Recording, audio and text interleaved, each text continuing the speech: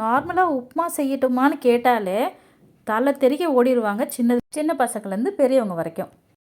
அந்த மாதிரி ஓடுறவங்களுக்கு இந்த மாதிரி ஒரு வெஜிடபிள் ரவா பிரியாணி செஞ்சு கொடுங்க.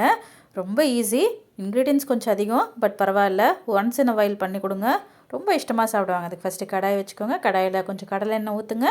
கடலை எண்ணெய் ஊற்றினதுக்கப்புறமா 1 ஸ்பூன் நெய்யும் போட்டு கொஞ்சம் சூடானதுக்கப்புறமா அதில் பட்டை, பிரியாணி இலை, 2 ஏலக்காய், கொஞ்சம் கடுகு, கொஞ்சம் கடலைப்பருப்பு, சீரகம், சோம்பு போட்டு ஒரு 10 கேஷ்யூஸ் போட்டு கருவேப்பிலை ஒரு 2 கொத்து போட்டு அதை நல்லா பொரிஞ்சதுக்கப்புறமா இந்த கடலைப்பருப்பு கேஷ்யூஸ் கரெக்டான கலர் வந்ததுக்கப்புறமா 2 நீட்டாக கட் பண்ணி வச்சுருக்கிற வெங்காயத்தை போட்டு அதையும் நல்லா ஃப்ரை பண்ணதுக்கப்புறமா ஒரு 70% ஃப்ரை ஆகட்டும்.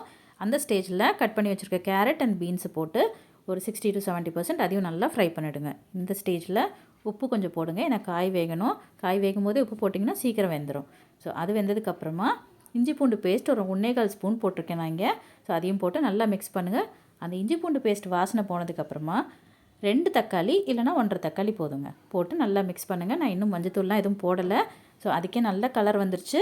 இந்த ஸ்டேஜில் நல்லா வாஷ் பண்ணி வச்சுருக்கிற புதினாவை போட்டு நல்லா மிக்ஸ் பண்ணுங்கள். நீங்கள் போட்ட உடனே நல்ல ஸ்மெல்லு, நல்ல ஃப்ளேவர் கிடைக்கும். ஸோ கண்டிப்பாக புதினா அவசியம், மிஸ் பண்ணாதீங்க. ஸோ வெஜிடபிள்ஸ் எல்லாம் ஒரு 80% குக் ஆனதுக்கப்புறமா மஞ்சத்தூள், ஒரே 1 ஸ்பூன் மிளகாத்தூள் போட்டு நல்லா மிக்ஸ் பண்ணிவிட்டு 2 பச்சை மிளகா போட்டு அதையும் நல்லா மிக்ஸ் பண்ணிவிடுங்க. இந்த ஸ்டேஜில் 1:3 ரேஷியோ. ரவா 1 கப்புனா 3 கப் தண்ணி. ஸோ 3 கப் தண்ணி நான் இங்கே ஊற்றிருக்கேன். இப்போது இந்த டிஷ்க்கு தேவையான உப்பு போட்டு நல்லா மிக்ஸ் பண்ணிவிடுங்க. நல்லா கொதிக்கணும், மூடி போட்டு கொதிக்க விடுங்க. லிட் ஓப்பன் பண்ணதுக்கப்புறமா இந்த மாதிரி கொதிக்கிற ஸ்டேஜில் ஃப்ளேமை ஸ்லோ பண்ணிவிட்டு ரவையை இந்த மாதிரி ஆல்ரெடி வறுத்து வச்சுருக்கேன். ஸோ இந்த மாதிரி கொஞ்சம் கொஞ்சமாக போட்டு மிக்ஸ் பண்ணுங்கள்.